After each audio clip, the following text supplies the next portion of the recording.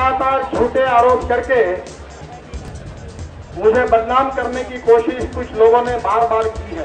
पवार के साथ मेरे कोई संबंध नहीं, कोई पार्टनरशिप नहीं, अजय संचेती के साथ मेरे कोई संबंध नहीं, कोई पार्टनरशिप नहीं, ये भी आरोप झूठ हुआ।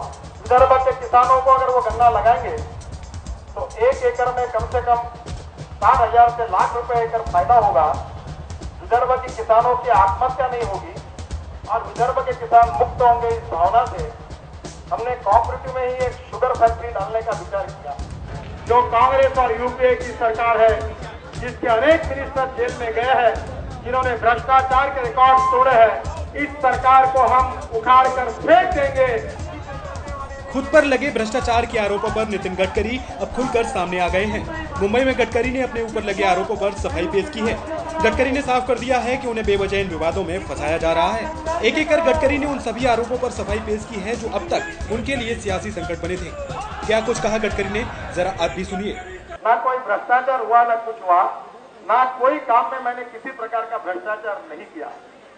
आज 12 साल के बाद मेरे ऊपर एक भी आरोप नहीं हुआ।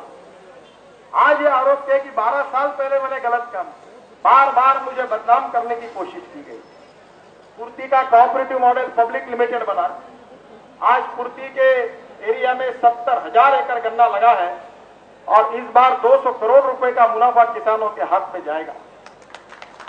10,000 लोगों को रोजगार मिला है। मेरा इसके साथ कोई संबंध नहीं होने के बाद भी बार बार मुझे बदनाम किया गया। मैं आपको बता देना चाहता हूं, मैंने 1 पैसे का भ्रष्टाचार नहीं किया है, 1 रुपए का मनी लॉन्ड्रिंग नहीं किया है और भारतीय जनता पार्टी के कार्यकर्ता के नाते ईमानदारी से मैं किसानों के लिए अपने एरिया में काम कर रहा हूं।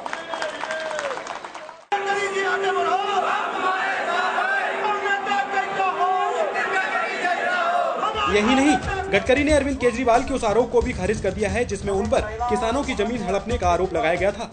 अरविंद केजरीवाल ने एक आरोप लगाया कि हमारा जो शुगर फैक्ट्री का एरिया है, वहां एक वेस्ट लैंड पड़ी थी।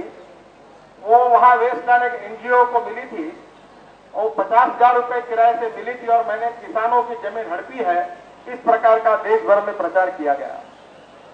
वो जमीन आज भी महाराष्ट्र सरकार के नाम पर है और जिस किसान की बात की गई वो भी अपने जमीन पर वही कायम है।